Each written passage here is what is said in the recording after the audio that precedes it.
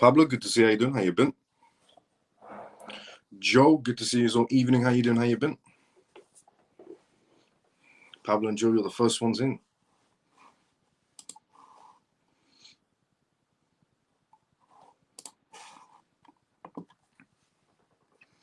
JP, good to see you as well, brother. How you doing? Good evening, Miles and all CMF. Let's go. How you doing?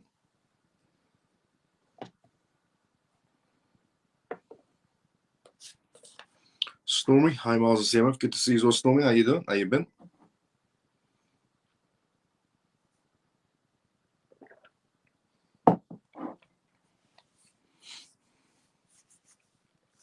Morning, Shelly. Good to see you as well. How you doing? Morning. How you been, Shelly? Hey, brother Miles and CMF Comatose. Good to see you as well. How you doing? How you been?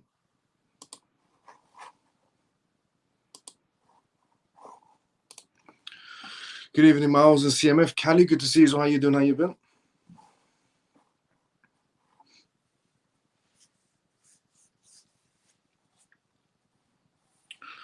Okay, so by the time everyone tunes in, let's go through a gist of what we talk about. We'll do the intro and disclaimer.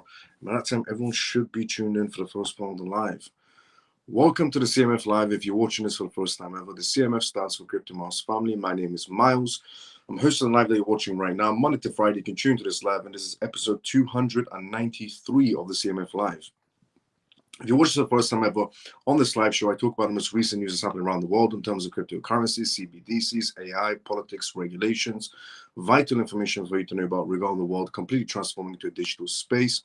We also do Q&As on this live, which means if you ever do have any questions, put it down inside the comment section. More than happy to answer any questions you may have.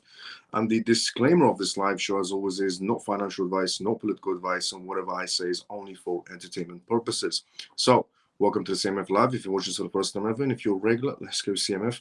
By the way, thank you so much to everyone from the CMF who has liked this live, who's retweeted this live, who's put a comment outside the live as well. If you watch this on X, if you haven't done that, CMF members, just take 5 seconds to, if you watch this on X, like and retweet and comment and like each other's comments on X. If you watch us on YouTube, please drop a like as well if you already haven't done that, CMF members. Hello, Miles. Great. How good? Alufi, good to see you. How you doing? How you been? Dennis, hi, Miles the CMF. Good to see you. Dennis, how you doing? How you been? Now, on tonight's live show, we're going to discuss a few things that's happening around the world. One of them being still regarding tariff situations. And more countries are starting to have negotiations, new negotiations with Trump.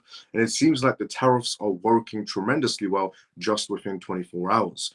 Well, deficits, but they're working tremendously well within 24 hours. I mean, we're going to go through essentially one particular country that has decided to wave the white flag. Yesterday, I revealed 4 countries within 24 hours already started negotiations with Trump regarding their tariff situation. So it is working. I mean, there is one particular country right now who is trying to argue back, and that is China. Now, China has lost against the US quite a bit. One of them being the whole BRICS campaign, which fell apart very fast when Trump became president. But on tonight's live, we're going to discuss one particular country that has decided to negotiate their essentially rates with Trump once again. We're going to talk about essentially the perfect time to establish interest rate cuts. Trump is putting, essentially with tariffs, push and pressure on Jerome Powell, the Fed chairman, to essentially start executing essentially rate cuts for the market space. We're also going to talk about the Bank of America's new plan as how they think the market space is going to be playing out. We're going to talk about Illinois. The state of Illinois has decided to pass some sort of a crypto bill. We're going to discuss what that crypto bill is, and it's something that essentially other states in America could also, essentially create a version of that bill for themselves, and every country should create it, to be fairly honest, regarding the security of crypto assets. We're also going to be talking about tonight's live regarding the US SEC in terms of their staff clarifying that most stable coins aren't actually securities, as a perspective that's newly came from the SEC. We're going to talk about US job market because that impacts the crypto market as well. In terms of the US job market, it impacts the stock market and the crypto market. So we're going to go through that on tonight's live show as well. We're going to talk about Grayscale on tonight's live because Grayscale has decided to file in another crypto ETF at this particular moment in time. We're going to talk about China also on tonight's live regarding the Chinese market space trying to tariff the US back. China is the only country right now with essentially Europe still trying to stand strong in some sort of a way. But there are European countries that are waving the white flag. Europe in general wants to go head-to-head with Trump, which is a very stupid idea, to be fairly honest. We're also going to talk about the NASDAQ on tonight's live as well, because the stock market crumbling has made some movements for an alternative market space to take over. So people are seeing the stock market not the best place to be in. The crypto market should be an alternative, and it's starting to essentially starting to show signs of that. And it seems like Bloomberg was maybe correct, that the more we go towards this whole tariff debate, the more crypto market space should be seen as an alternative, so it could turn into a positive for the crypto space. It was a perspective from Bloomberg that came out a while ago. We're also going to talk about BlackRock on tonight's live, regarding BlackRock and the SEC in terms of exploring in-kind redemptions for the crypto ETF market space. And we're going to talk about on tonight's live regarding the survey that shows that 55 million Americans, essentially citizens, are inside the crypto market space. We're going to talk about essentially which projects they're heading towards, which category they're heading towards inside the crypto space. And we're going to talk about regarding a company that has just been caught out by the FBI inside the crypto space that has been doing wash trading. And I'll explain what that means and how this company did it, and how the FBI right now is inside the crypto market space creating meme coins to catch out fraudsters. We're also going to talk about another Japanese bank has decided to essentially move forward on creating some sort of their own stable coin. And we're going to talk about on tonight's live regarding Ripple's next movements and something good that Ripple has achieved to do as well. So before we go through any of those topics, and the first one essentially being regarding Vietnam, let's just go quickly inside the comment section and go straight into the first news, which is regarding Vietnam, who is the first country who's actually waving the white flag regarding tariffs. They don't want to be tariffed. They want to go back to the drawing boards with the United States, and they essentially want to work with the United States. It does go back to what I said, that the whole regarding tariff debates that are going on, or essentially the deficit debates that are going on, it shouldn't take more than 24 to 36 to 48 hours for every country just to start waving the white flag and accepting Trump's demands, because they have no choice. America is the biggest market space on the planet. So let's go inside the comment section first before we go through the first news. Dennis, good to see you. How you doing, brother? How you been? Good evening, Miles and CMF. Bull XRP, good to see you. How you doing? How you been? Hi, Miles. Alfie, good to see you. How you doing? X now. Manny, good evening, Miles and CMF. Good to see you. Manny, how you doing? How you been? Now, Vietnam. Vietnam has offered 0 tariffs to the US on a call with Trump. So President Donald Trump announced on Truth Social Media that essentially he spoke with Vietnam's Communist Party General Secretary Lam, who offered to cut Vietnam's tariffs on US goods down to 0 if arrangements are met. Trump's post stated that just had a very productive call with essentially Tu Lam, General Secretary of the Communist Party of Vietnam, who told me that Vietnam wants to cut their tariffs down to 0 if they are able to make any sort of agreements with the US. And Trump and his wife were invited by the General Secretary Lam to visit Vietnam again on the same call as well. Trump also added, he said, I thanked him on behalf of our country and said, I look forward to meeting you in the near future. And the conversation came amid a dramatic, essentially, shift in the US trade policy, as Trump has imposed a 46% tariff on all goods imported from Vietnam, a rate that will take effect next week for Vietnam, one of Trump's top targets. The new 46% tariff is meaning the highest imposed, affecting a market that was absorbed by the US, $142 billion of Vietnamese exports in 2024, with regard to data that came out. The share prices of essentially Nike stock rose following Trump's post. The increase in essentially linked to the fact that 25% of Nike's footwear is made in Vietnam, because of Vietnam coming to a decision with Trump, coming to the drawing tables and coming to a decision of 0% tariffs this way, 0% tariffs that way. Nike, who essentially manufactures quite a substantial amount of their trainers in Vietnam, their stock essentially rose because of that news. US direct exports to Vietnam were recorded at $13.1 billion in 2024, a figure that limits Hainn's ability to essentially retaliate with its own tariffs. Therefore, Vietnam is leading towards diplomacy, essentially coming to the conclusion that going up against a tariff war with Trump or the United States is a losing battle, is what the decision Vietnam has come to. During a recent visit to Washington by industries and trade ministers, Hong Ding, Vietnam secured $4.15 billion in deals with US firms, including LNG sourcing, a range, essentially agreements with Accelerator Energy and ConocoPhillips as a part of their broader US $90.3 billion in trade packages for 2025 and 2030. In a swift post-election move, General Secretary Lam congratulated Trump on further demonstrating Vietnam's commitment to a diplomatic, essentially, engagements. And moreover, Vietnam also made tariff cuts on various US products announced on March 31st, seen as a preemptive move to meet the Trump's demands for a more balanced relationship of a trade. The 46% tariff rate has sparked confusion among Vietnam's leaders, especially given that Trump's administration claimed that it reflects a supposed 90% essential tariff on Vietnam's imposed on US products. However, according to essentially World Trade Organizations, Vietnam's average applied tariff rate stands at 9.4%, with a trade weight average essentially of even lower than 5.1%, as shown by returners' reports. Even when including a 10% added value tax criticized by Trump as a hidden barrier, the computation of a 90% rate rocket lacks clear evidence. Treasury Secretary essentially Scott Benson noted that vaguely that each country's rate represents their tariffs, a comment that has only deepened Hanoi's frustration and uncertainty over the methodology behind the calculation. The way essentially the Trump administration did the maths on essentially tariffs is based on how much products they receive from Vietnam, how much products Vietnam buys back from the United States. And the numbers essentially regarding Vietnam buying essentially from the United States were incredibly low, but essentially the United States buying from products from essentially Vietnam were incredibly high. And that's what essentially the tariffs are based on. That's how the maths was worked out on regarding tariffs. If anybody was unsure regarding how the tariffs worked out in some sort of countries, it's because it's just worked out on the basis of how much does Europe buy from the United States and how much does the United States buy from Europe. If the numbers don't match in some sort of a way, then the United States is spending a lot more money in Europe than Europe is essentially buying US products. So that's how the tariffs were essentially worked out.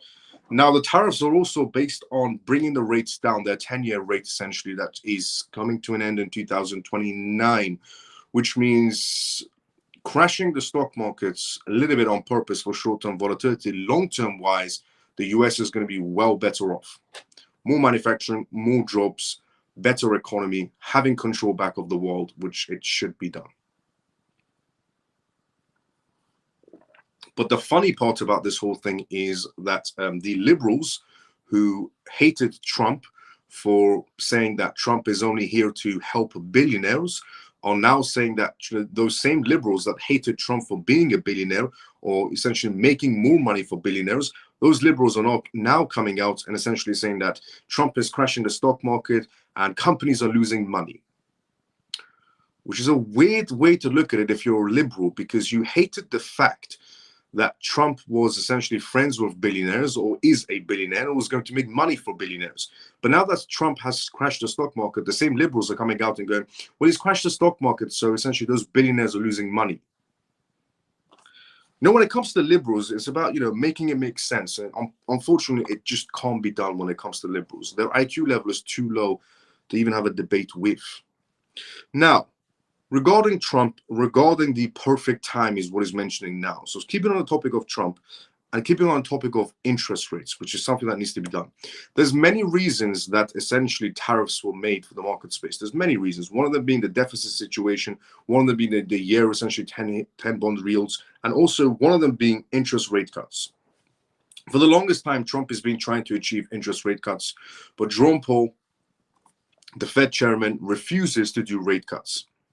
Rate cuts are a good thing for the economy, depending on how much rate cuts they do. If they do drastic rate cuts, then it could possibly lead into a recession. But if they do modest rate cuts, then it's very good for the economy essentially over a long-term period.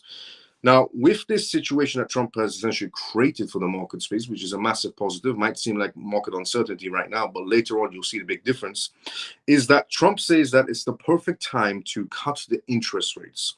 In a fresh statement stirring essentially debate, former essentially US President Donald Trump declared that now is the perfect time for the Federal Reserve Chairman Jerome Powell to cut interest rates.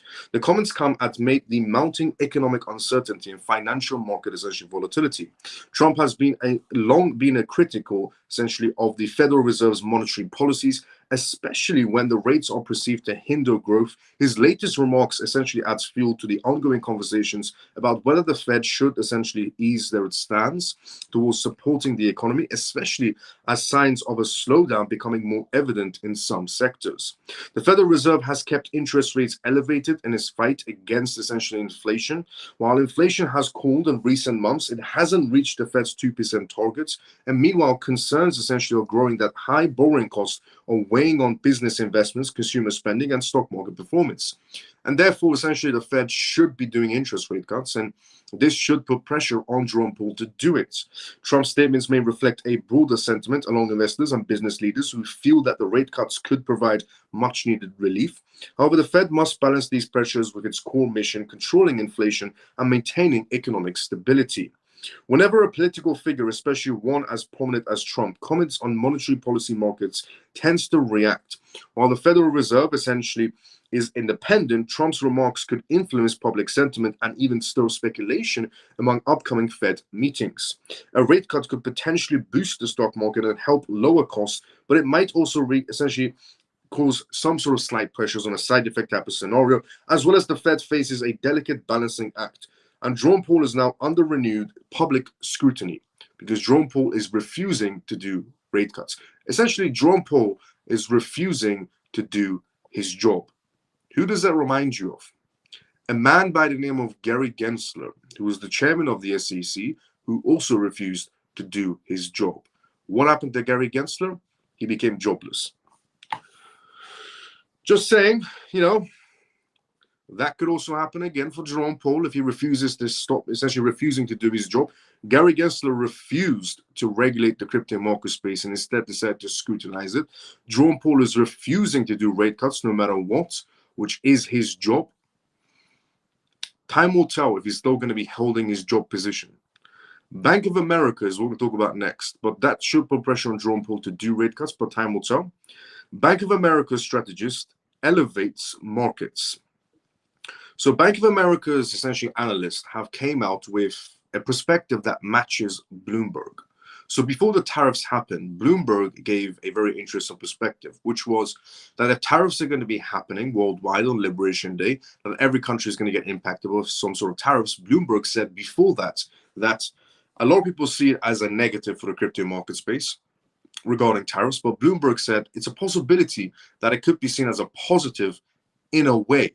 And the way that essentially it was talking regarding Bloomberg, what they were talking about is traditional market spaces will slightly essentially go through some correction essentially periods, whereas the crypto market space should be seen as an alternative market space and climbs of this ever so slightly, not drastically climbing, but ever so slightly. So a broad decline in stocks, oil prices, bond yields, and the US dollar could pave the way for a renewed appetite for risk assets, according to the Bank of America strategist Michael Hernett.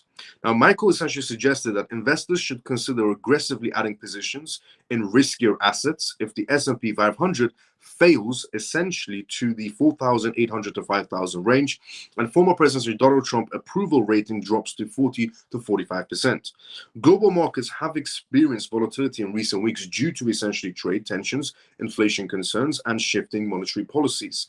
But Michael believes a pullback in key financial indicators could essentially present a buying opportunity for riskier assets, including stocks and commodities and other market spaces. The strategists also pointed Trump's approval rating as a key market signal. As political uncertainty looms ahead of the essentially presidential election, investors are closely watching policy developments that could impact economic conditions. Michael Cole suggests that while the markets remain fragile, a well-timed entry into risk assets could yield significant gains as a sentiment shifts.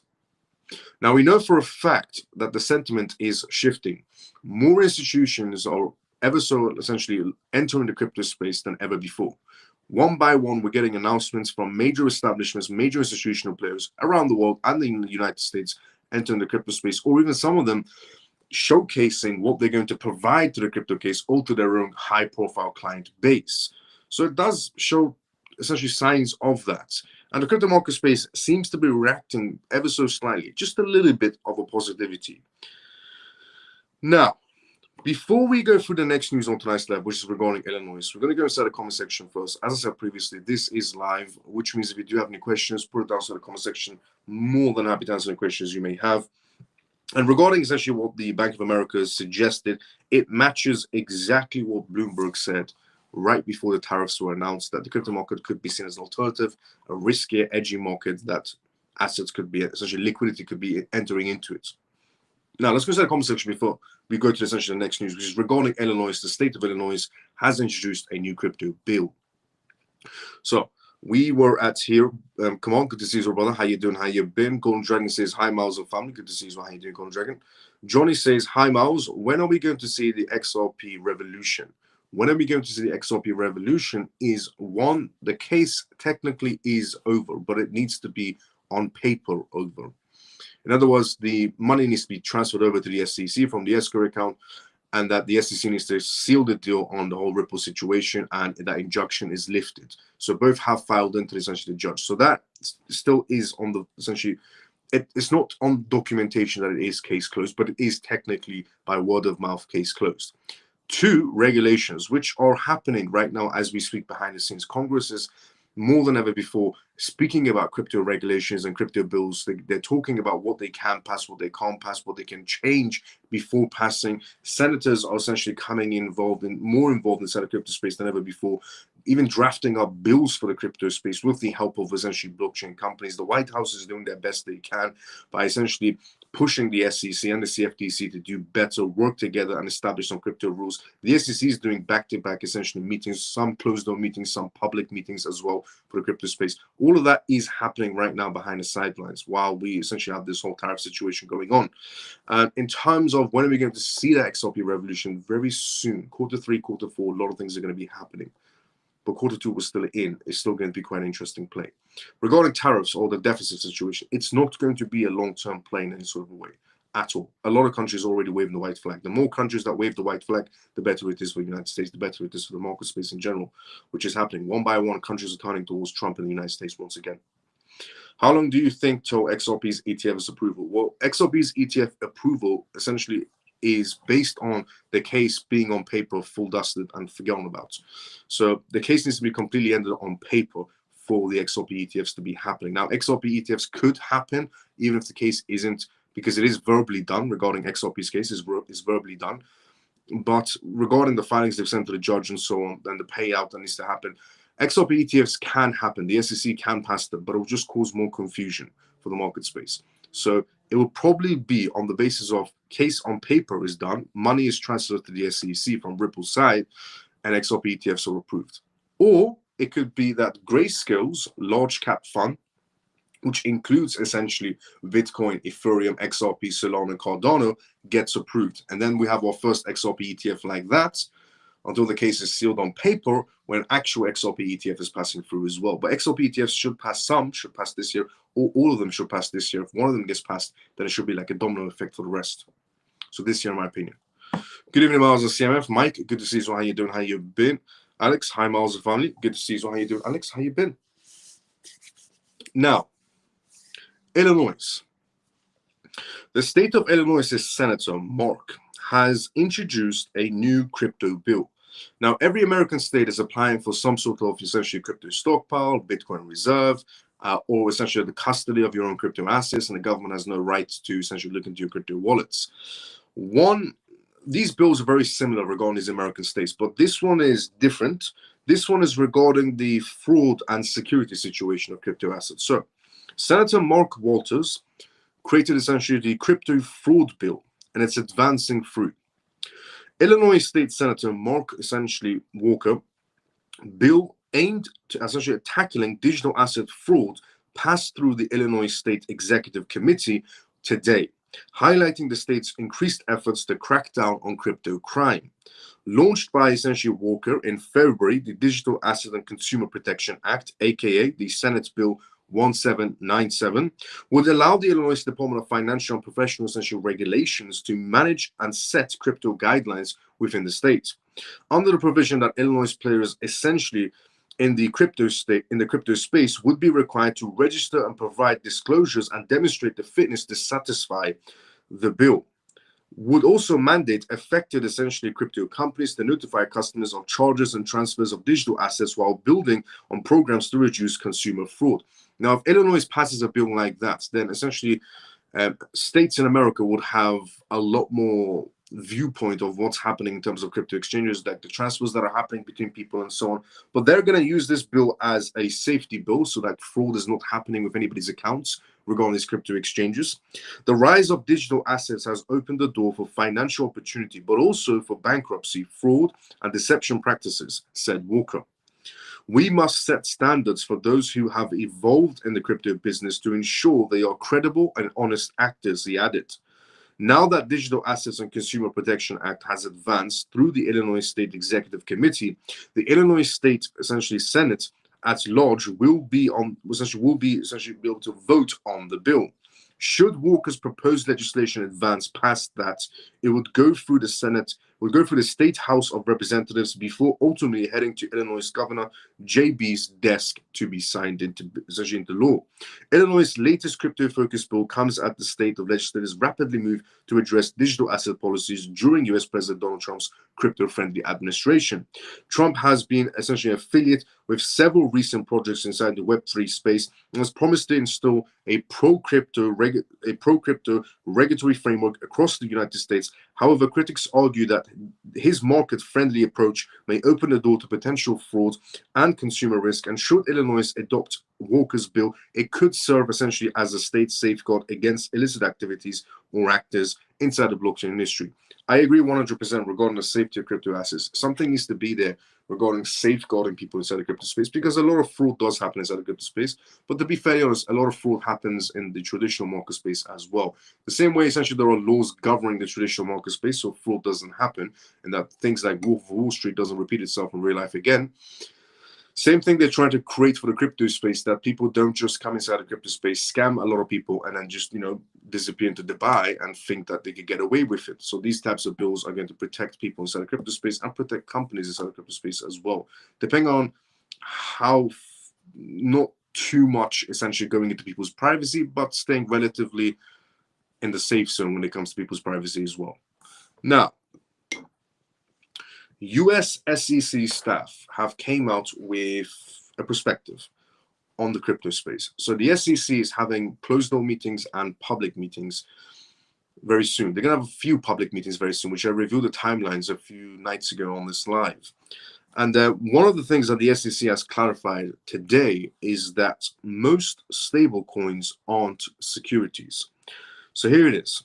The US Securities Exchange Commission has no business with certain stablecoins or their issuers. The regulator staff declared in the latest statement outlining the corners of the crypto sector for which it doesn't have a legal interest in.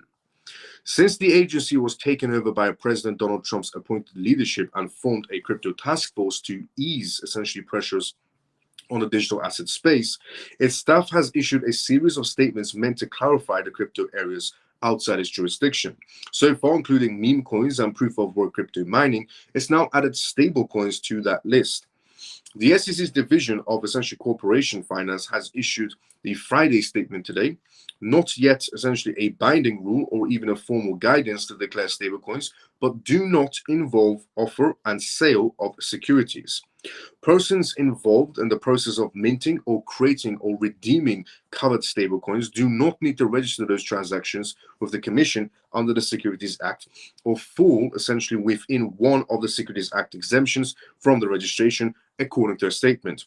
It went on to clarify that such stablecoins in an arena dominated by Tether's USDT, Circle's USDC, are marked solely for the use in commerce as a means of making payments, transmitting money, and or storing value, and not as an investment, which is true. Stablecoins are not really an investment, they're just fiat in digital form. Congress has been moving forward on establishing a new set of US standards for the issuance of such tokens. This week, the House of Financial Services Committee advanced a stablecoin bill towards a vote of an overall House of Representatives. The essentially Senate is building towards a consideration of a similar bill that has also been essentially approved by the committee there, in both cases by a wide baptism vote. While they're essentially the most the Senate of the crypto assets, stablecoins have been a colorful political topic this week and recent weeks in the Senate. As Trump-backed World Liberty Financial pitched its own stablecoin, for example, and some congressional Democrats are concerned that Elon Musk will leverage his status as a tech giant to follow in suit. So Democratic politicians right now in the Senate are angry in a way that Trump's family essentially has a crypto project, or that Elon Musk is too involved inside the crypto space. To be fairly honest, the Democrats ruined the crypto space inside the United States, so nobody should really care anything about what the Democrats have to say. Because under Biden's administration, the Democrats stopped innovation inside the United States, sued crypto companies that were legitimate, and let all types of fraud happen inside the crypto space because they couldn't be bothered to look into that. Instead, they decided to sue companies like Ripple or Coinbase and so on, who were legitimate crypto companies. SEC Commissioner Hester Pierce, who is also leading the industry task force, who is an incredible person inside the SEC, who's very pro-crypto, even when Gary Gensler was in charge, has said that she feels the early non-binding moves to reverse crypto resistance at the SEC are important and should be done as rapidly as possible, even if they're not yet official policies. She said non-fungible tokens, NFTs, may also be considered for such a essentially statement that even NFTs are not really considered securities. But under Gary Gensler's essential authority beforehand, they were considered securities, which Gary Gensler was ridiculed for by the Senate. The SEC is set to have its second, essentially, in a series of crypto summits next week. This one is set to focus on trading, and the agency may also soon be taken over by Trump's pick of a permanent chairman if Paul Atkins is confirmed by the Senate. So far, Paul Atkins has been passing through the Senate. The chances of him being essentially accepted as an actual chairman of the SEC are quite high right now.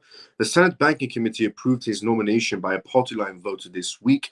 Even before his arrival, the interim essentially chairman, Mark, has made a dramatic moves to overhaul the regulatory crypto position. That's included throwing out most of the prominent enforcement cases the agency had pursued against digital assets, businesses, and through essentially a few remaining points, which is very true.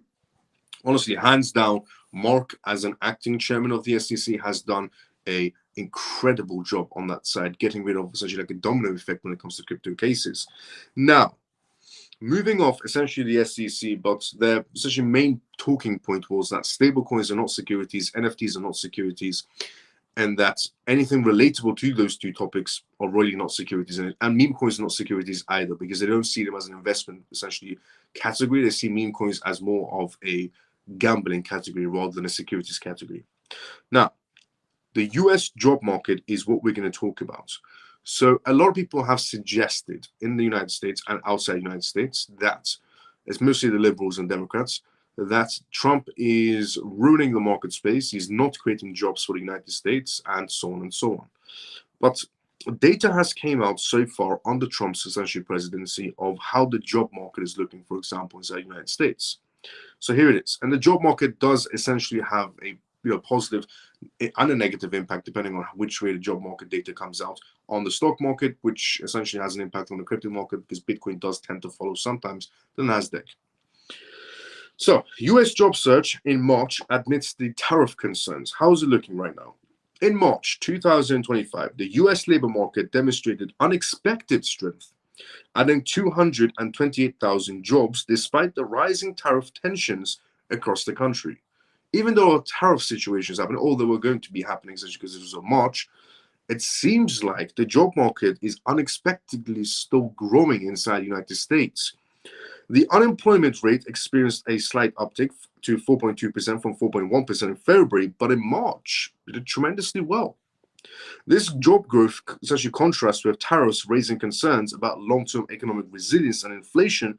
Federal Reserve Chairman Jerome Powell emphasized a data essentially dependent on policy approaches, and essentially aimed at these developments. Powell remarked, "Our decisions will depend on the evolving economic context, particularly regarding tariffs that may disrupt our current assessment."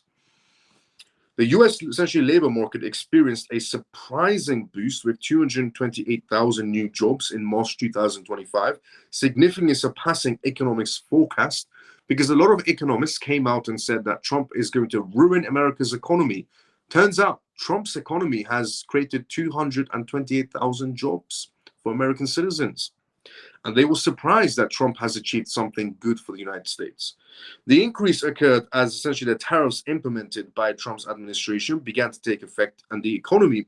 The Federal Reserve officials noted that the potential impact on inflation and employment patterns. With these job numbers, several sectors, including healthcare and retail, noted strong employment gains. Who saw that one coming? The US having essentially strong employment gains in healthcare sectors and retail. However, concerns over the impact of tariffs on consumer prices and manufacturing persist, energizing discussions about the broader economic implications. Federal Reserve officials acknowledged possible interest rates and changes and continue to monitoring the situation as inflation exceeded the 2% targets. Economic analysts, including essentially Zila Richardson of the ADP, highlighted tariff concerns affecting demand in the coming months, and that's essentially the analyst on the regarding the Dow Jones essentially industrial average experienced volatility following these announcements, reflecting investor anxiety and the ongoing trade tensions. Now, regarding historical tariff measures, previously reduced essentially in the US manufacturing jobs by 1.4%, making similar concerns today. Analysts warn that tariffs may tamper essentially job growth and cause price hikes. Mirroring past essentially patterns and the impact of trade barriers highlights the potential changes in retail and manufacturing, stressing the need for essentially distinct policy shifts, and experts essentially advise monitoring the credit markets within the interest rate cuts also. And the later in 2025, to counter the tariff related inflation, banking leaders and strategists are assessing possible outcomes, weighing job market stress and against persistent consumer price challenges. The best thing I've essentially seen regarding this matter is that the economists that tend to come out and say Trump is doing a terrible job of becoming a president of the United States. He's done a terrible job for the market space. He's crashed every market space. He's ruined American lives and so on. These are the same economists that have now just come out and said they were surprised that Trump's administration has created 228,000 jobs. Could it be that Trump has decided to cause a mass deportation, which creates more jobs for, I don't know, the citizens of the United States? Which is a positive thing for the United States. But obviously liberals will say kicking out essentially immigrants that are coming inside the United States is rude and it shouldn't be done and they should do due process and so on. But, you know, liberal politicians don't really have many brain cells. Now, Grayscale is what we're going to talk about next. Grayscale has just filed to launch a Solana spot ETF on the New York Stock Exchange. Before we talk about Grayscale regarding their news as your Solana ETF on the New York Stock Exchange, let's go inside the comment section first, and then we'll go straight into that news. So, as I said previously, this is live, which means if you do have any questions, put it down in the comment section. More than happy to answer any questions you may have. So, let's just go inside the comment section and go straight into the Grayscale regarding Solana launch. We were here. Mike, good evening, Miles and CMF. Mike, good to see you. How you doing? How you been, brother? Alex, hi, Miles and family. Good to see you. Alex, how you doing? How you been? Even Miles and CMF. Pierce, good to see you. How you doing? How you been? Greetings, Miles and CMF. Lena, good to see you. How you doing? How you been? Greetings, Miles and CMF. Ray, good to see you, brother. How you doing? How you been? Now, Grayscale. Grayscale has just filed with the U.S. Securities Exchange Commission, SEC, to register its Grayscale Solana Trust as a spot exchange-traded fund ETF under the ticker GSOL. If approved, the ETF would trade on New York Stock Exchange and be backed directly by a spot Solana as outlined in the S1 registration form that was submitted today. This move follows Grayscale's earlier 19B4 filing that happened back in December 2024, in which it announced its intentions to convert its existing Solana trust into a publicly traded ETF. The company is among the growing list of asset managers pushing crypto ETF applications aimed to improve regulatory sentiments in Washington under Trump's administration, despite essentially gaining high-profile attention, including an endorsement from the US President Donald Trump, who listed Solana as a part of the nation's official digital asset reserve alongside XRP Ethereum, Bitcoin, and Cardano. Solana's price has struggled, and that's only because the market space is a bit up and down right now. The token is currently down about 60% from its January 2025 peak of $295. The only reason that Solana is down dramatically, if you are somebody that's holding Solana and you're wondering to yourself, why has Solana dropped dramatically compared to where it was standing before? It's because the amount of volume that was coming, or the amount of liquidity that was coming inside of Solana for the longest time, was based on the meme coin section. That's the reason why.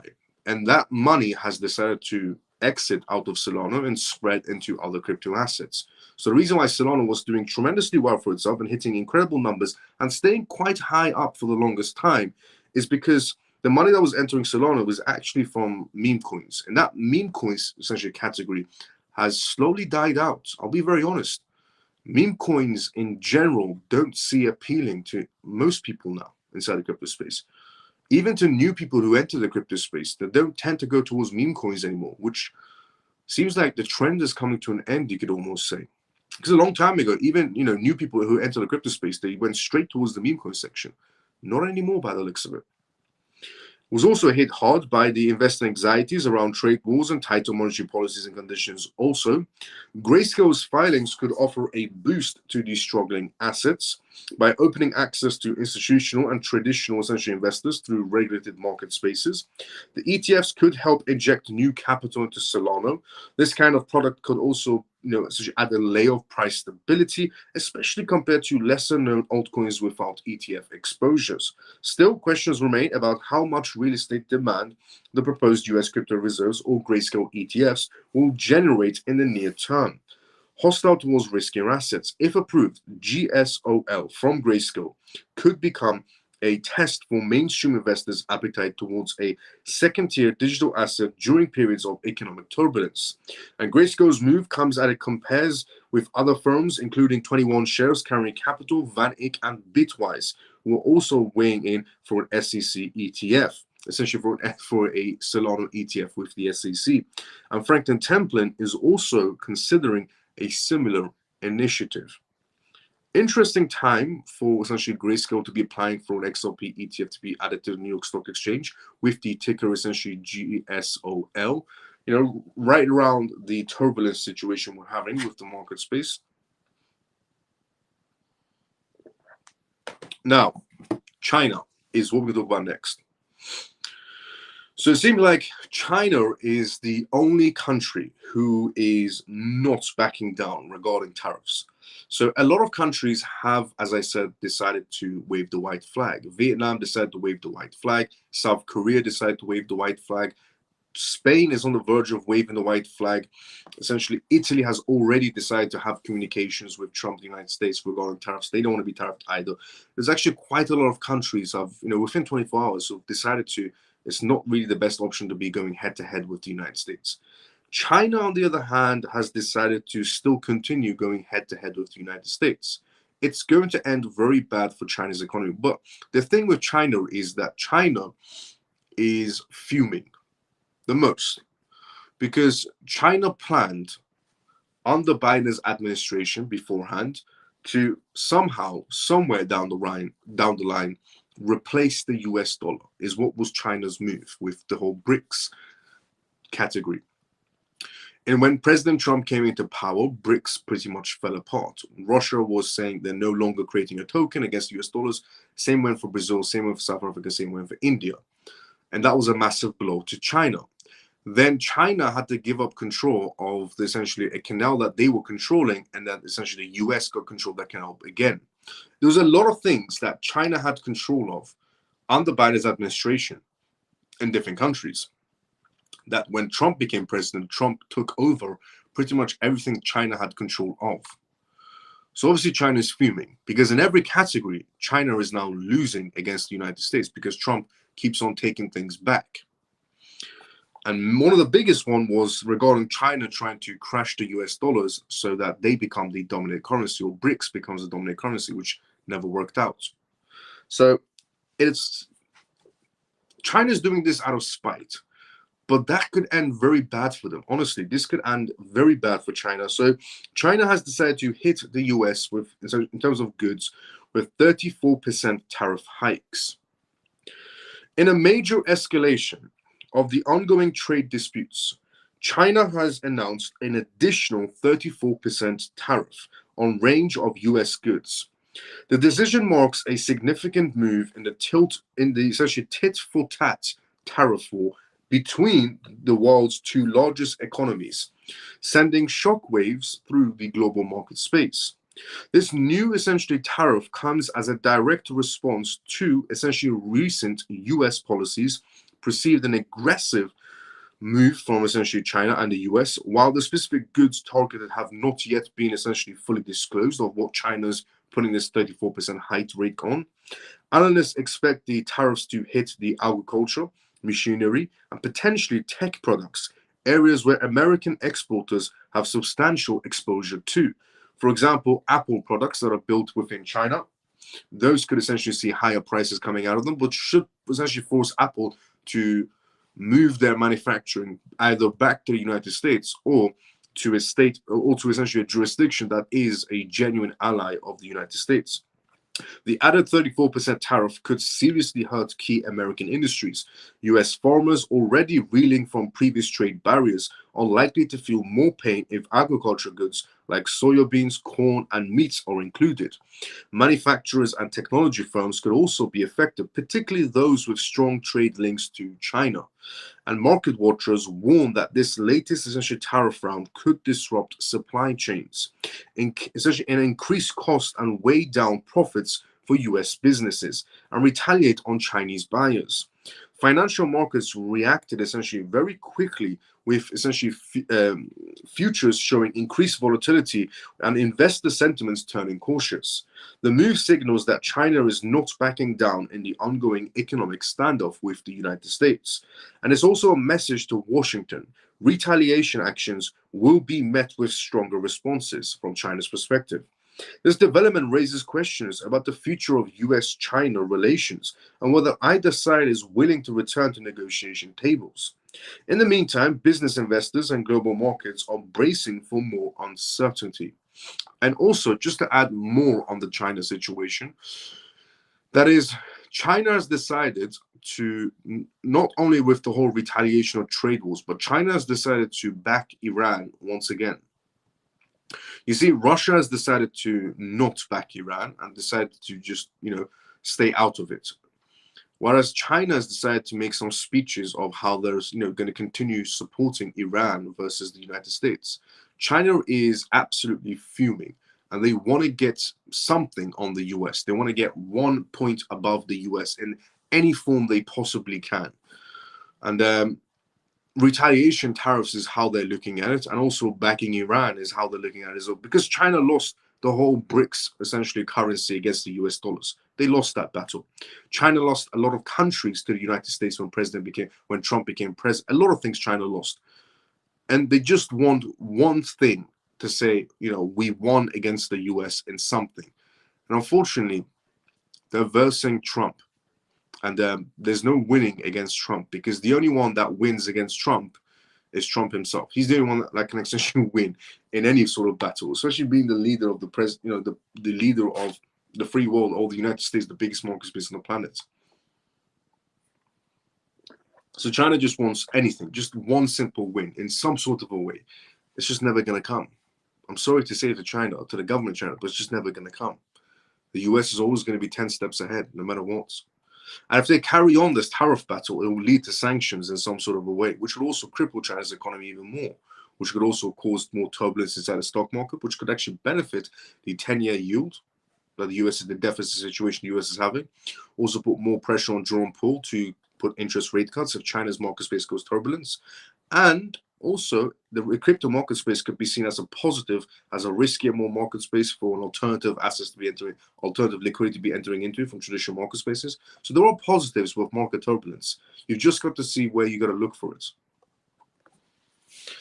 Now,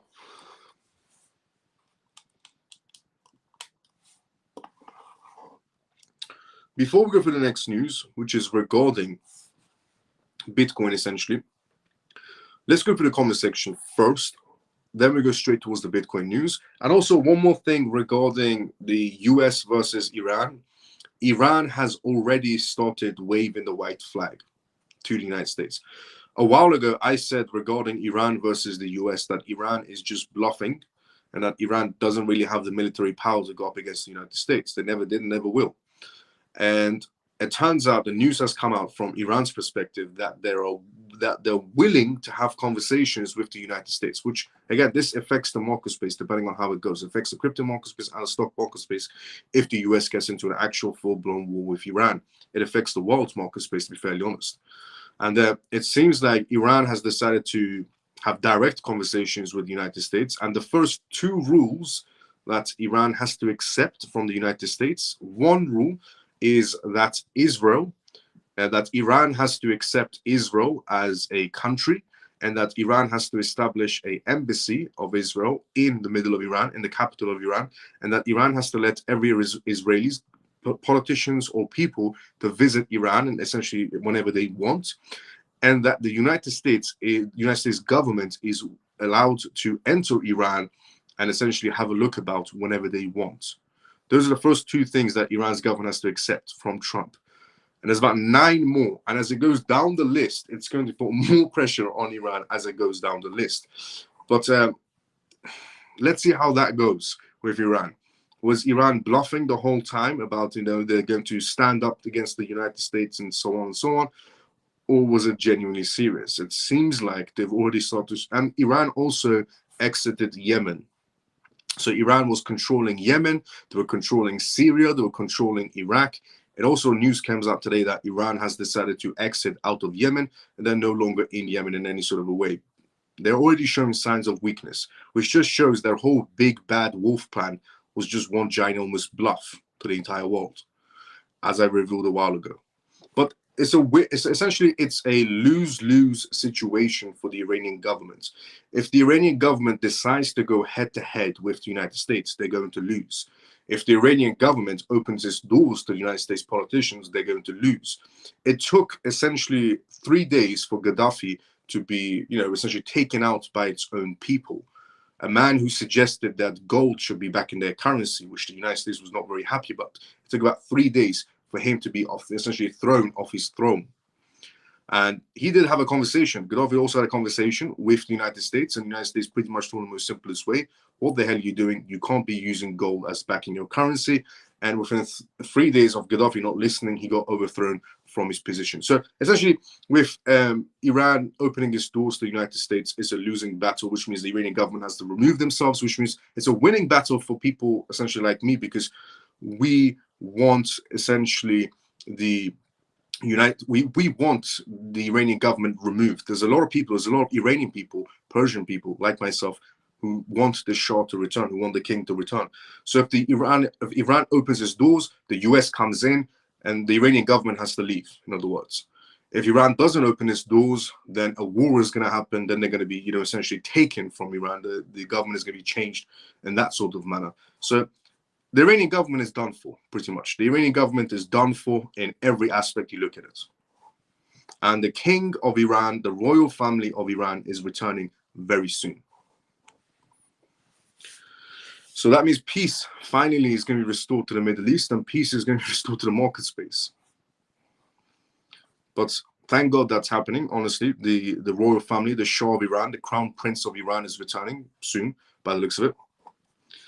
Now, as I said, before we go for the next news, which is regarding Bitcoin, let's go to the comment section first. So let's see where we're at. We were at, and as I said beforehand as well, this is live, which means if you do have any questions, put it down in the comment section. More than happy to answer the questions you may have. So let's go to the comment section first. It's only a matter of time before they fold, JP says. I just have to settle down. They just have to settle down. They're pissed. Yeah, pretty much. Regarding China, 100% I agree, yes. Bull XRP says, Miles, did you hear something like BRICS Pay they're planning to implement? So regarding BRICS Pay originally was going to have a BRICS token, which was going to be going up against the US dollars. But when Trump came into power and became the president of the United States, he said, if any country creates an alternative currency to the United States dollar, we will impose sanctions on 100% tariffs on that country, which will essentially cripple that economy. And that's when BRICS token completely fell apart. Russia, from essentially Sergio from Moscow, came out and essentially said that they're not creating a BRICS token against the US dollars. Who said they're creating a BRICS token? India said the exact same thing. Brazil said the exact same thing. South Africa pretty much got tariffs straight away because of other reasons and just left China by himself standing. But regarding BRICS Pay, it went from a token and a payment system to just a payment system. Dang. The Iran news is wild. Just first two things on the list from Trump to Iranian government. Yep, facts. Exactly, especially the man BO he endorsed with UN meeting in 2009, who later took him out. That is so terrible, and Libya is far worse without him. Facts. Now, Thompson, good to see you. How you doing? How you been? But yeah, regarding the whole Iran situation, yeah, they're getting absolutely removed. The Iranian government is getting removed, which is going to be a great day. The amount of people that are going to celebrate that particular day when the Iranian government is removed is going to be incredible. Also, the amount of Iranians from around the world who are going to go back to Iran to rebuild Iran is tremendous as well. The show has already had conversations with a lot of Iranians that are essentially working in, Amazon, Microsoft, NASA. The list goes on of how much is going to be returned back to Iran. Also, a lot of company shares that Iran owned. The royal family of Iran owned roughly about 60% of Mercedes-Benz. The royal family of Iran owned about 40% of BP, the essentially British petroleum essentially company. They owned also a company that manufactures fighter jets inside the United States. The Persian royal family, the Iranian royal family owned tremendous amount of essentially assets that Iran was benefiting from. And obviously when the royal family of Iran left, all those contracts came to a halt, which means when the royal family of Iran returns, all of those countries, all those assets need to come back to Iran in some sort of a way.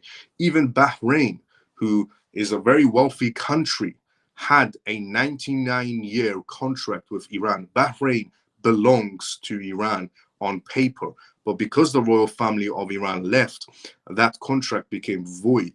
When the royal family of Iran comes back to Iran and this regime moves out of Iran, Bahrain belongs technically to Iran. The 99-year contract ran out. So they had a 99-year contract with the crown, with essentially the Shah of Iran, the king of Iran. Iran owns a lot of assets. The royal family of Iran own a lot of assets worldwide, from companies to owning countries. So all of that needs to be restored back to Iran in some sort of a way, or payouts need to be happening in some sort of way in that scenario. But let's see how that plays out when time comes. But it's going to be very soon with the replacing of the Iranian government, because America doesn't trust the Iranian government even for 1 second. Neither does any other country, to be fairly honest. Even Russia, who keeps on claiming they were backing Iran in some sort of a way, Russia has always backstabbed the Iranian government, backstabbed the royal family of Iran 45 years ago. Russia has just been backstabbing essentially Iran in general throughout history. And because Iran has no choice, and essentially the Iranian government has no choice because they're weak, they saw essentially pawning of Russia being the best thing for them. Turns out, once again, they got backstabbed because Putin said essentially to Trump, they're not going to help Iran with their nuclear power plant and so on. But that was good to see as well. But the good thing is the Iranian government is being removed 100%, which is brilliant. And the crown prince of Iran is coming back. The Shah is coming back. That's all that matters. Now, Bitcoin is what we'll talk about next. Bitcoin begins to decouple itself, apparently, from the Nasdaq as US stocks crumble. Is the long-awaited decoupling finally here? So it seems like Bitcoin has decided to not follow the Nasdaq for once in its life, and is a decoupling situation happening. After a frustrating few weeks in which Bitcoin's price seemed to be moving tick for tick with the Nasdaq and essentially reacting like a tech stock, the world's largest crypto is showing signs of it going its own way as the stock market essentially goes from struggling to plunging or corrections. With the Nasdaq falling up to its 6% tumble, essentially today, and another essentially 5% decline halfway through the day on Friday, the price of Bitcoin is holding at around $83,000. That's about 1% higher over the past 24 hours, and lower by just 3.5% since President Trump announced essentially his tariffs package on Wednesday evening.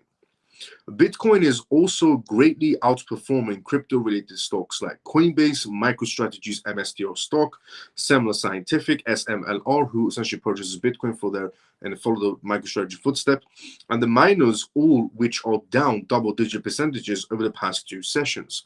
The broader crypto market is also flashing strength, with CoinDesk 20 index climbing higher, led by 4 to 5% gains of XRPs, Solano, essentially XRP, Solano, and Cardano.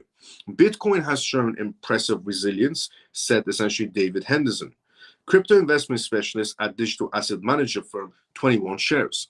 After briefly dipping below $82,000, it rebounded quickly, reinforcing its status as a macro hedge in times of macroeconomic essentially stress. The decoupling, if persists, could bode well for BTC's appeal among institutional investors seeking refuge from shaky stock markets, Henders added. Jeff Kendrick, the digital asset research head of Standard Chartered Bank, argued last week that Bitcoin trades like a tech stock most of the time, but could feature as a hedge at essentially market panic situations, such as March 2023, the US regional banking crisis over the last 36 hours. I think we can also add that US isolation hedge to the list of Bitcoin's essentially users, he said in a Friday note. However, the newfound essentially strength could also be due to the companies with BTC investment programs like Michael Saylor's strategy or GameStop essentially binding, and said Sean Farrell, the head of digital assets at Foxtrot. Still, in the camp that is essentially due to the multi-billion-dollar corporate treasury tap happening, Farrell posted on X essentially today and said, but if we maintain this strength through this weekend, we are going to have to essentially revisit those essentially prior barriers. Now, Bitcoin, honestly, for the first time ever, is not reacting like essentially some sort of a tech stock, and it's reacting as a hedge, which is good to see finally, that Bitcoin is no longer following the Nasdaq's footsteps. Now, it's not saying that it's going to essentially forever decouple itself from the Nasdaq. No, the reason why Bitcoin was following Nasdaq's footsteps is because it was the same investors that were controlling Bitcoin. The majority of investors that were controlling Bitcoin's essentially movements were essentially in the Nasdaq market space as well. And this is because the ETF market space having such a position, or even essentially investors buying Bitcoin directly and controlling these positions of which way it goes. There's not one investor, there's multitude of investors who are very coordinated on moving the market space in every direction they want it to go to. But it is nice to see that Bitcoin for once in its life is decoupling itself from the Nasdaq, genuinely. Now, BlackRock, but also, to be fairly honest, a Swiss essentially management firm came out and said that Bitcoin is the drag of the crypto space, and that if crypto assets, like for example other crypto assets, decoupled themselves from Bitcoin's footsteps, they would actually do better. But they will, in my opinion, I've been saying this for the longest time, if we have regulations inside the market space, if Gary Gensler didn't waste so much time on absolutely nothing and instead worked his ass off to bring some regulations towards the crypto space, we could have seen crypto assets decouple from Bitcoin's footsteps a very long time ago, and we could have went into utility a very long time ago. But because of Gary Gensler of wasting time and wasting money, we couldn't do that. But now, obviously, the tables have changed, the tables have turned, and we're getting regulations coming inside the market space. And when that decoupling happens, that's when the real game starts, in my opinion. When regulations hit the market space, the cases all come to an end. That's when we're going to see the real games start of who's going to be ranking number one. Now, BlackRock is what we're going to talk about next. BlackRock and the SEC explore in-kind redemptions for crypto ETFs. BlackRock's executives have met with the US Securities and Exchange Commission, SEC, earlier this week to discuss potential modifications to the cryptocurrency exchange traded products, ETPs, workflows. So BlackRock is having conversations with the SEC, which they didn't have previously with the SEC because Gary Gensler was an absolute waste of time and tool. Behind closed doors, at the April 1st discussions, the questions was raised on the possible change of regulatory approaches to essentially mitigating the in-kind redemptions for digital assets funds. And the SEC's crypto task force held a session at BlackRock to speak with officials from the company's regulatory department, plus their product and ETF division. During the meeting, participants discussed how authorized participants could exchange ETFs. and share essentially shares directly with Bitcoin instead of receiving cash during in-kind redemptions.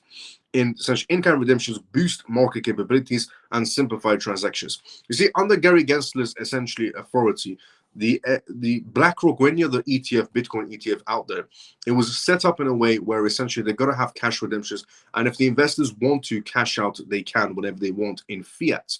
What BlackRock is trying to do instead is maybe find an alternative way of when an investor wants to essentially, leave their assets, essentially they want to take out their asset out of BlackRock, they can actually just take out a Bitcoin instead of taking out the asset in cash, which makes a lot more sense, to be fairly honest. BlackRock asked the SEC to let their spot Bitcoin ETF use in-kind redemptions, which would make digital asset ETFs work like standard commodities-based ETFs instead. The SEC requires all spot Bitcoin ETFs to follow a cash-only redemption system because of controlling essential regulatory requirements. The company believes its plan of adding in-kind trading to a spot Bitcoin ETF would solve these problems as well as enhance fund management and techniques. The company's essentially further engagements with the crypto made up part of what was actually discussed during the event. The IBIT fund from BlackRock's controls 574,000 Bitcoins is what BlackRock essentially owns right now from its client base, not BlackRock itself, but its own client base that owns it through BlackRock as an ETF.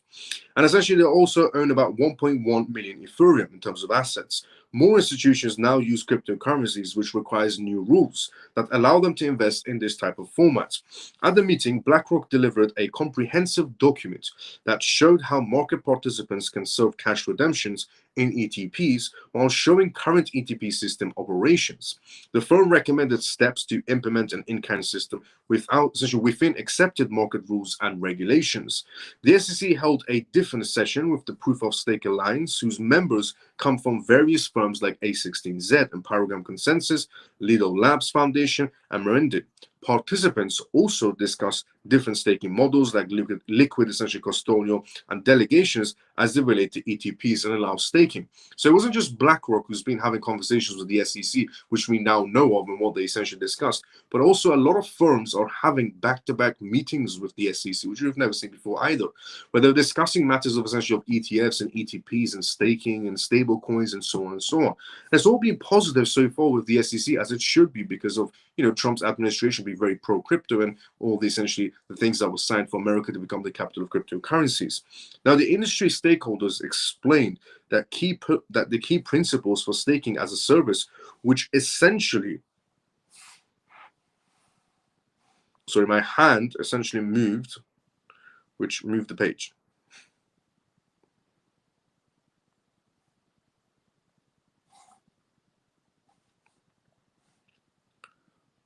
The industry stakeholders explained that key principles for staking as a service, which showed how validated the services essentially determine a staking product's regulatory status during essentially a risk elevation.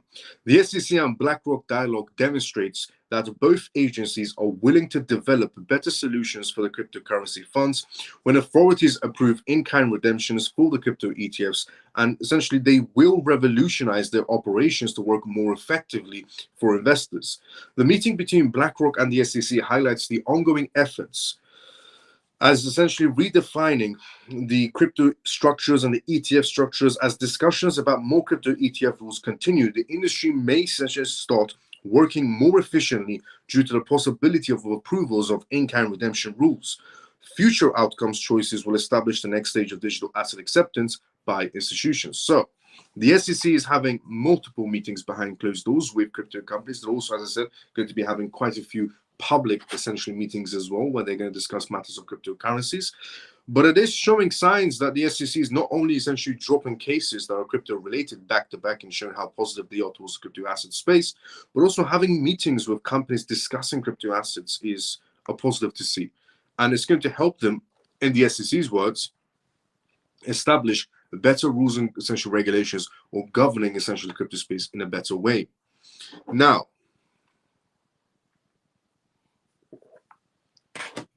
what we're going to talk about next is a survey that was done essentially in the United States on how many people own crypto assets. So this is a new survey that's came out from the United States. And you're going to have an idea of how many people essentially own crypto assets inside the United States. And it shows you how big or medium or small the crypto market space is still. A survey shows that 55 million, 55 million Americans in the United States own, essentially, adults own cryptocurrencies. A new survey commissioned by the National Cryptocurrency Association and conducted by the Harris Poll notes that around 50 million people in the United States now own crypto, demonstrating the surge in adoption of digital assets worldwide, or essentially from the United States perspective. The study underlines that a growing and challenging stance of the market, with investors now exploring opportunities in digital assets and related products. In terms of adults' involvements in cryptos, the United States holds essentially a considerable position, with India leading the charge of adoption for the second year consecutive year.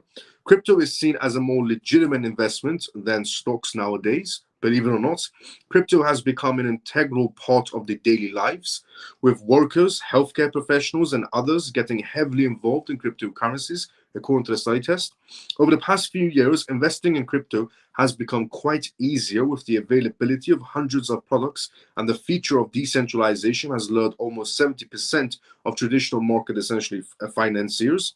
The report finds that around 39% of total users have leveraged crypto to pay for goods and services in the United States.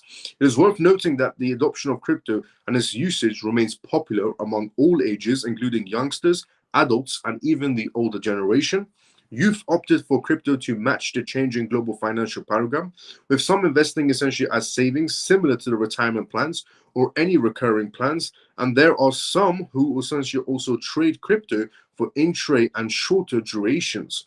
Scalability and transparency have attracted more holders as well. Several essentially primary reasons back the adoption and popularity of cryptocurrencies worldwide, but a major one is that there is a unique feature like decentralization and scalability, which have helped investors to invest in products that aren't directly controlled by the United States government in any sort of control.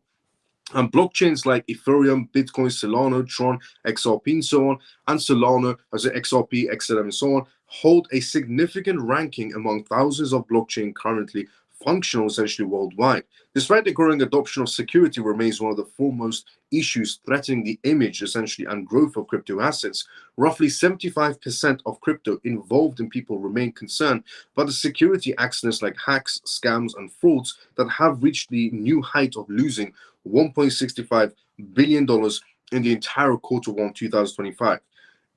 In Q1 of 2025, $1.65 billion was just used for fraud from the crypto space, or scams and hacks. It is worth noting that big blockchains have essentially faced hacks and smart contract breaches. Blockchain analysis firms say that these kinds of hacks are becoming quite common. As I said a long time ago, as we essentially evolve inside the crypto market space and the higher we climb the ladder of cryptocurrencies, the better hacking is going to get inside the crypto sector as well, which is also essentially be safeguarding yourself at all times. Now, regarding hacking and scamming, I want to reveal something to you that the FBI is doing inside the crypto space. So, this is how the FBI is now catching out people inside the crypto space who hack, scam, or do wash trading. So wash trading is basically where they prop up a crypto project and to dump it on the entire market space. So how is the FBI catching these types of people out? Well, the FBI has decided on creating meme coins to catch out scammers. So here is what they're doing. It's an interesting concept. So here's what they're doing.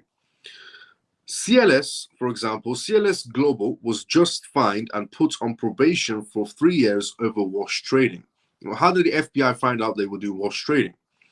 Massachusetts has continued to hit crypto firms functioning without proper registration and approval in recent developments, and a regional court has imposed a fine on CLS Global. It is worth noting that the firm has been facing allegations of wash trading of around $420,000.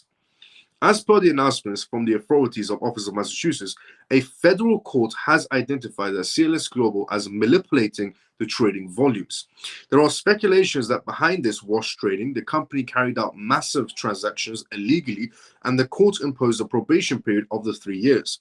According to the court documents, CLS Global was penalized for the amount of $428,059 and has also had its operations of the company suspended for probation period of 3 years. CLS Global is listed under the regulators in the United Arab Emirates. This company is registered in the United Arab Emirates. It's one of these Dubai companies that promotes, crypto success, crypto lifestyles, and so on, and is now facing 1 count of wire fraud and 1 count of market manipulation by the FBI. It is worth noting that the FBI has trapped CLS Global by forming a meme coin. And the meme coin, which some people might have brought into not knowing that the meme coin was actually created by the FBI. And there are, by the way, apparently there's a lot of meme coins that the FBI creates to trap essentially hackers and scammers and wash traders into. So the meme coin that the FBI created was called Nex Fund AI. The token was a part of its sting operation. And earlier this year, the Securities Exchange Commission of the United States accused CLS and its employees of charges of fraud. In simple terms, wash trading is a practice of market manipulation in which individuals and traders buy and sell any crypto or asset at the same time to show manipulated volume without changing their position. Crucial to note that the losses were wash trading and similar activities in the crypto market space remains at peak in the many cases, and traders have also inflated the trading volumes with intentions to hit investors with losses in millions. So companies like CLS will come along and say to crypto token companies, so let's just say you create yourself a meme coin. Anybody can create a meme coin on Solana's chain in like 5 seconds, and it doesn't cost anything. Then you could go to a company like CLS and say, look, if you help me promote my meme coin, I will essentially I will cut you in this much and so on. And CLS would say, okay, that's however, CLS would say, send us money up front. So CLS would say, we're going to charge you 20,000, 50,000, or whatever they're going to charge that person, and say, we will help prop up your meme coin to climb the ranks and so on, and we'll take certain percentage of your tokens. And that person would say, okay, no problem. They will transfer the money to CLS. CLS will start working on social media, promoting this meme coin everywhere. And then people start going, what's this new meme coin? Let me buy into it. Let me look into it and so on. And people start buying into it. Then CLS just keep on propping this meme cup up higher and higher and higher and higher. And essentially, then they dump it on the market space and CLS gets to walk away for a lot of money. And so does the person that created this meme coin. So what the FBI has done is now created multiple meme coins back to back. The FBI keeps on creating meme coins that random people might even buy into. And how does this work is the FBI will create meme coins and approach companies like CLS who are based out in Dubai or based out in Massachusetts or based out anywhere else. And they will say, hey, do you want to promote essentially our meme coins? And that those companies will say, yeah, sure, we'll promote your meme coin. Pay us $20,000 and we'll boost your meme coin on social media. Give us a certain amount, and then we'll dump it on the market space. And when they do that movement of getting paid out and then dumping on the market space, the FBI will go, now we're going to arrest you. So the FBI is creating sting operations essentially on capturing scammers, hackers, or wash traders inside the market space. And essentially that is how it's done. Whenever you see a meme coin being promoted everywhere on social media, it's because companies like CLS are being paid by that person $50,000, $100,000, depending on how much they want to prop up that meme coin, and then to just dump it on the market space. But the FBI is now creating meme coins to catch out scammers and hackers and essentially any other methods they can. So next time you're buying a meme coin, it could belong to the FBI and you just don't know about it. But that's their new approach now. And the meme coin was called, if anybody's wondering, the meme coin that the FBI created to catch this company out was called, once again, it was called Nex Fund AI token. So they made it look like some sort of a next generation AI token. It was a meme coin created by the FBI.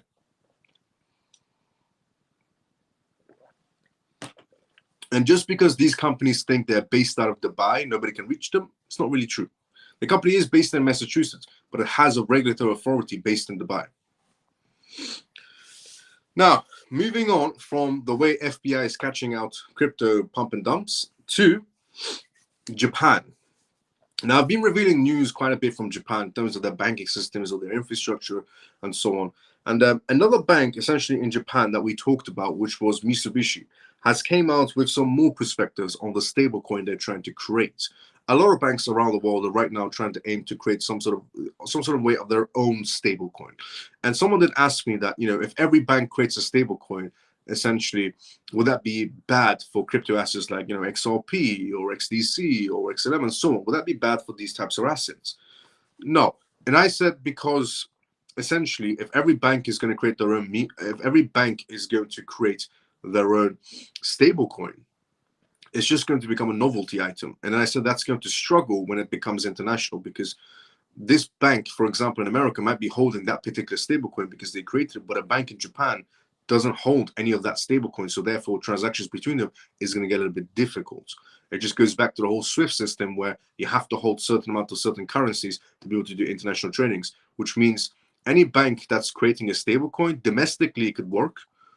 These banks that are creating their own stablecoins domestically could work, but only between their own client base, which makes it stupid, because if every bank is going to create stablecoins, which is only for their own client base, it's just going to become a nuisance. It's going to become a novelty item. And internationally, they're going to struggle, because a Japanese bank wouldn't be holding essentially a stablecoin that was produced by an American bank. An American bank wouldn't be holding a stablecoin that was produced by a Japanese bank. If they did, that just goes back to the whole SWIFT system of you got to hold multiple currencies to do one transaction. So it makes no sense. This is why essentially projects like XRP playing a medium of payments makes a lot of sense for international essentially payments to be happening, because you don't need to hold multiple currencies, just XRP as the middleman, and you can hold any currency between two different banks, and XRP plays the role as the middleman. That's why XRP essentially is a tremendously great asset in that aspect, and that all these banks that are creating their own versions of stablecoins are good for domestic purposes, not good for international at all. And also, that's only if their own clients use it. I'll give you an example. If I have a bank account, for example, with HSBC Bank. So let's say I'm a customer of HSBC Bank, a customer of Barclays Bank, a customer of Bank of America. And Bank of America produces their own stablecoin, HSBC produces their own stablecoin, and let's just say Barclays produces their own stablecoin. Essentially, as a customer, which one am I supposed to hold? That's why it becomes a novelty item. And if I hold, essentially Barclays is a stablecoin, is Barclays a stablecoin accepted where I'm going to go? Maybe not. This is why essentially the confusion is going to be created with essentially every bank trying to create their own stablecoin. Domestically, it might work within their own communities, but beyond that, it's just going to crumble and fail because it's a stupid plan. Because the confusion that's going to be created is essentially, is this payment accepted somewhere else? That's just going to create more confusion. But with XRP, it's simple.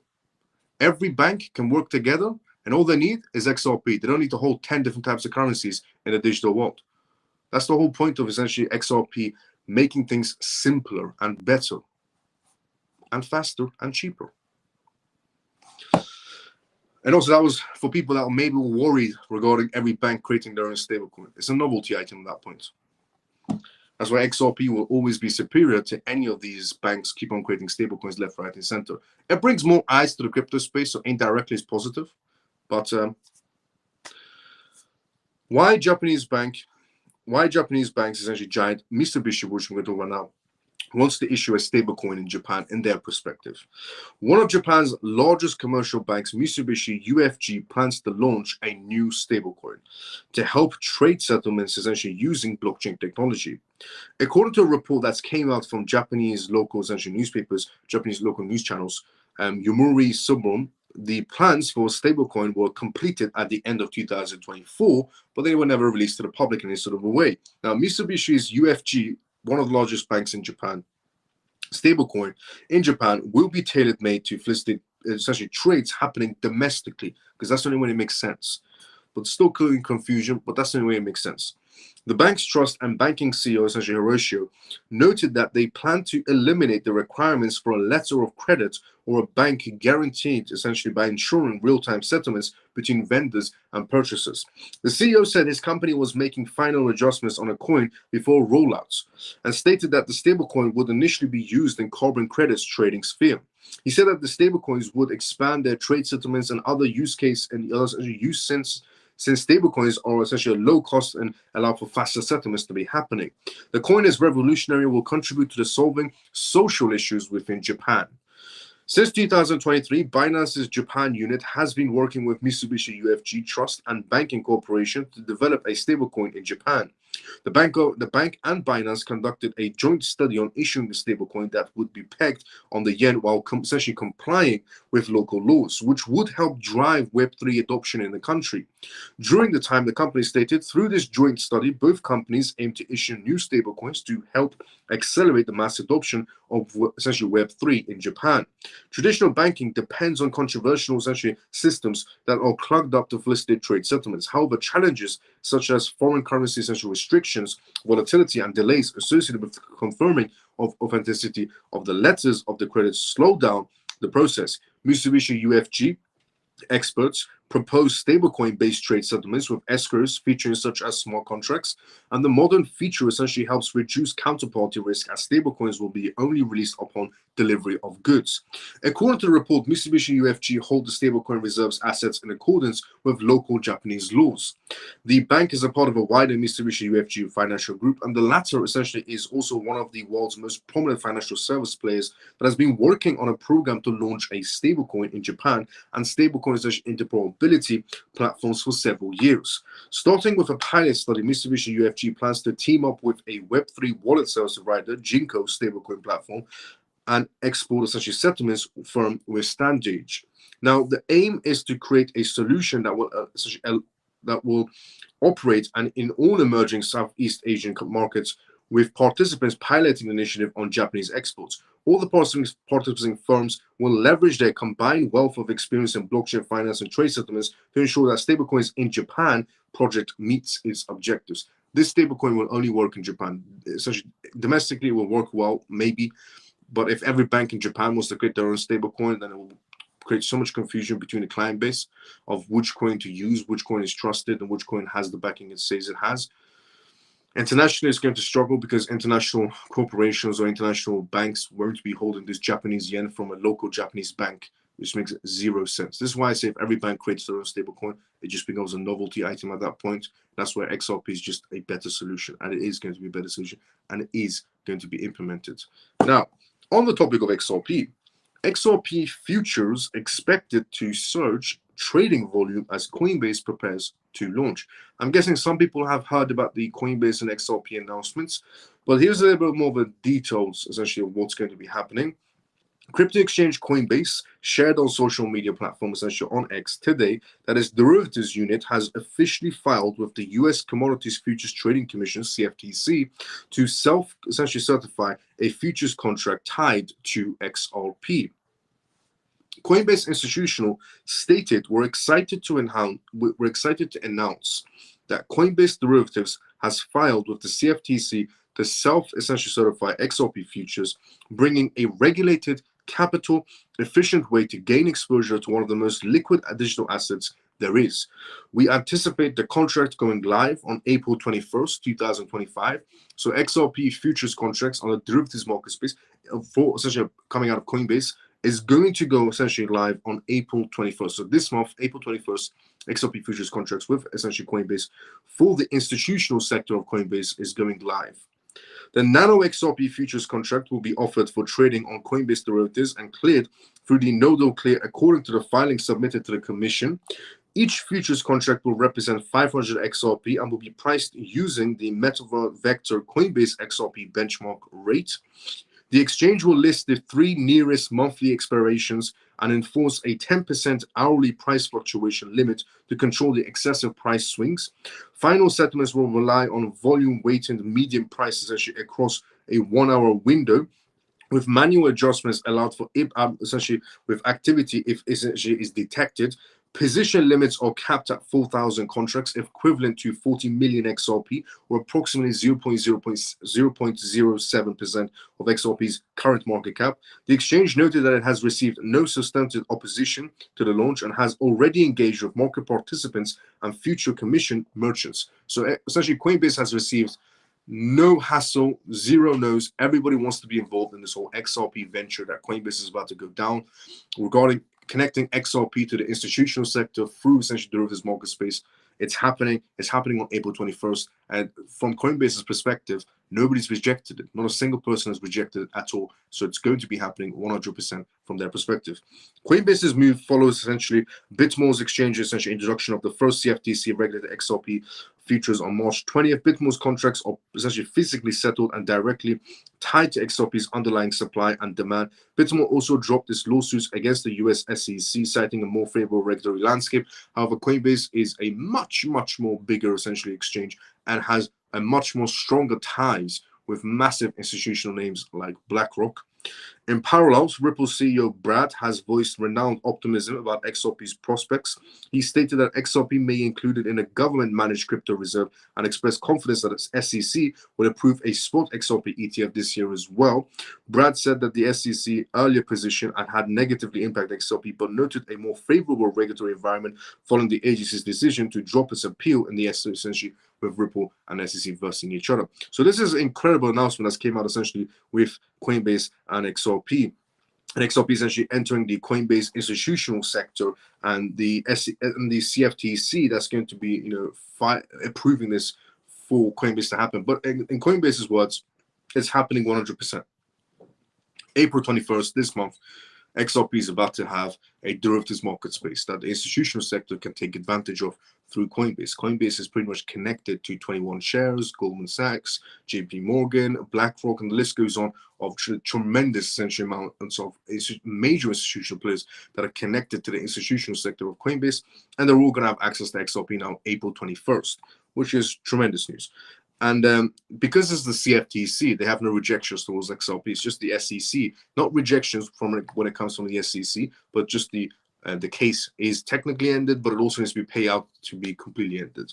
Now, sticking on the topic of Ripple, Ripple has also launched a project to save lives from a drought in Kenya. So Ripple has decided to help essentially Kenya regarding the drought situations they're having. So here is what Ripple essentially announced today. Ripple has partnered with Mercury Crops Ventures and Diva Donate to launch a pilot project for communities in Kenya. By leveraging essentially blockchain technology, Ripple plans to save lives by delivering financial aid to drought-affected essentially communities in Kenya. The program will utilize Ripple's newly launched RLUSD stablecoin to increase transparency. With the help of timely assistance through smart contracts and satellite data, it plans to maintain maximum efficiency. The pilot, focused on essentially counties in northern Kenya, is designed to support 533 essentially pastoralists who rely on livestock for their livelihoods, and the herds of economic essential stability of these communities are being jeopardized by the ongoing droughts. With the aid of this project, these families will be able to provide their animals with food and water. The project's goal is to essentially disperse aid before situations get critical by employing proactive, data-driven approaches. Ripple plans to use smart contracts and normalized essentially differences in vegetations and indexes, which is satellite-based tool for analyzing vegetation. Ripple is using satellites to help farmers in Kenya to essentially help them with the drought situations. Ripple's going all out on helping Kenyan essentially farmers, which is more than Joe Biden's administration done when people lost their homes in a flood in the United States. And it just shows you what kind of company Ripple is, which is a good one for them to go out of the way to do this. They didn't have to essentially help farmers out in Kenya and use satellite connections to be able to work out what's the best way for those farmers to be able to grow livestock once again. They're investing money, time, and resources to help Kenyan farmers, and also at the same time showing to the rest of the world that Ripple is essentially regarding going digital for the rest of the world. It works. It really works out if you essentially rely on a system like the XRP Ledger and so on.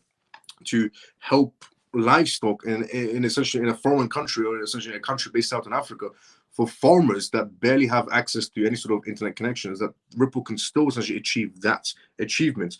Ripple plans to essentially utilize those smart contracts, and if the NDVI data shows insufficient vegetation, which indicates drought conditions by May 31st, 2025, each participant will automatically receive $75 in RLUSD. These funds held in escrow pools can be contributed by anyone via connected wallets.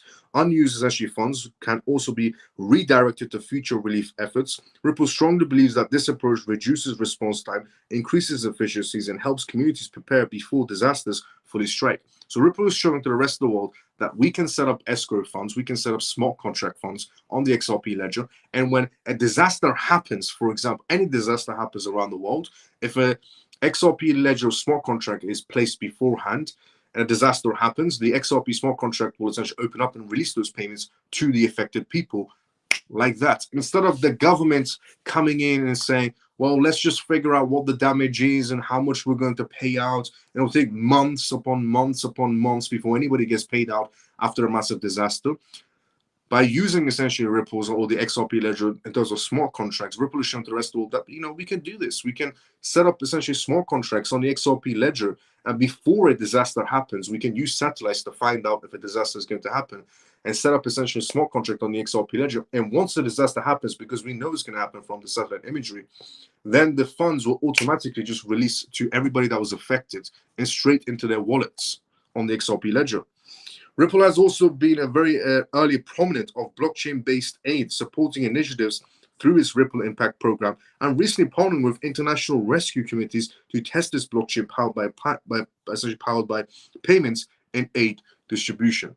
So that's what Ripple essentially has achieved today by showing to the rest of the world that essentially in scenarios of massive panic, massive floods, or massive disasters, the XRP ledger is there to save the day.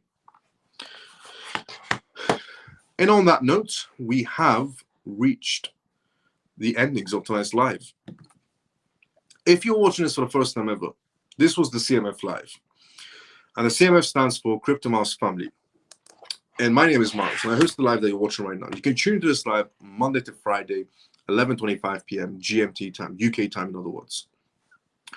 And on this live, I talk about what's recently happening around the world in terms of cryptocurrency, CBDCs, AI, politics, regulations, vital information for you to know about regarding the world completely transforming into a digital space.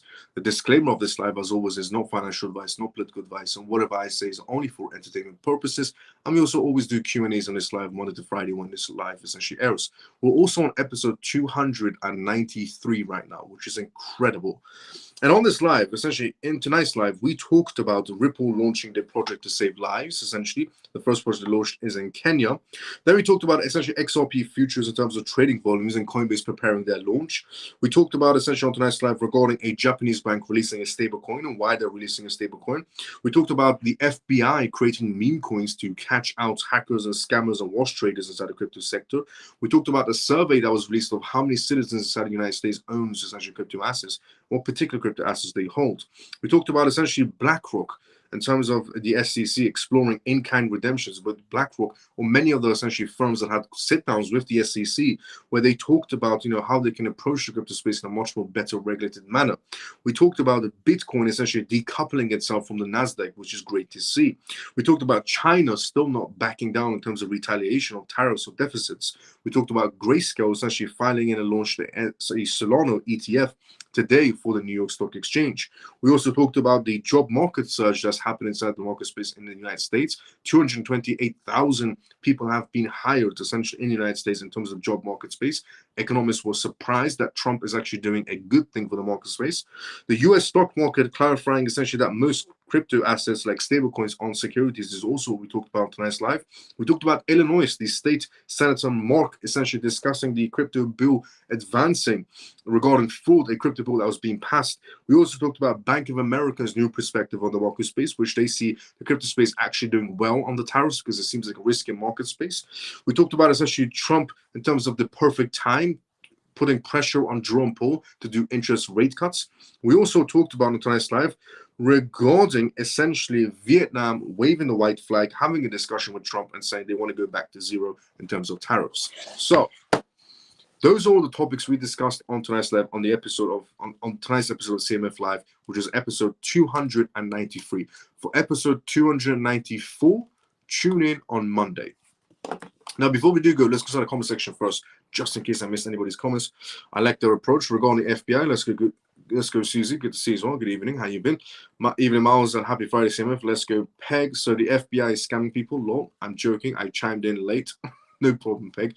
Thanks, Miles. Good night, all stormy. Let's go. See you tomorrow, same time as usual. Great news, as always. Thanks, Miles, and good night, everyone. Bull XRP. See you tomorrow. See you on Monday, same time as usual. Good night, Miles. And all the CMF, thank you for a great live and news. Let's go, JP. See you on Monday, same time as usual as well, brother. Great live. Like, share, and leave a comment for your support. Have a great weekend and take care all. Let's go, Ray. Facts. If you haven't, CMF members already, if you're watching this on X right now, CMF members, just take 5 seconds or 3 seconds to like this on essentially X, to retweet this essentially on X, and also put a comment outside the live and like everybody's comments outside the live as well on X, and hashtag the XRP Army. If you haven't done that, CMF members, just do that. If you're watching us on X, take 5 seconds out of your time just to do that. Like, comment, and retweet this live. Good night, Scott. See you tomorrow. See you on Monday, same time as usual, brother. We appreciate all you do for us, Miles. Have a lovely weekend and a night all. Let's go, Lena. Have a lovely weekend also. Night, Miles, and CMF. Brilliant live as usual. Your time is precious, and we thank you for sharing with us. Let's go, Joe. Thanks so much for the kind words. See you on Monday, same time as usual. Thank you, Miles. Good night, and have a great weekend. Let's go, brother. Mike, see you on Monday, same time as usual. Share the live, folks, and leave a comment. Scott, let's go. Episode 294. I have been in the background covering you 6 miles. Let's go, Scott. Thank you so much for that, brother. Have a nice weekend. Take good care. Let's go, Kim. See you on Monday, same time as usual. And see you, Scott, on Monday, same time as usual as well. I'll be seeing everybody on Monday, same timing as usual, for the next episode of CMF Live, which is episode 294. If you also have, essentially, if you're watching us on YouTube and you subscribe to me during this live, thank you so much and welcome to the CMF.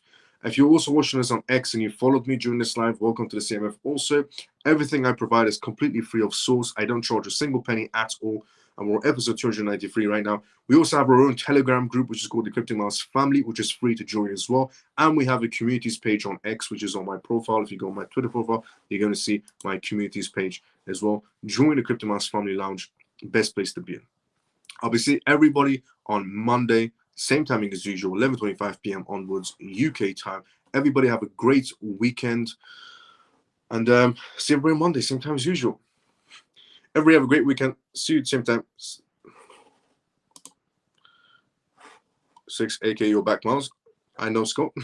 Thank you for having my back all the time, Scott. I'll see you on Monday, same time as usual as well, Scott. See you everybody on Monday, same time as usual. Everybody have a great weekend, a great day, great night, depending on where you're around the world. See you everybody on Monday. And Scott, thank you for that, brother.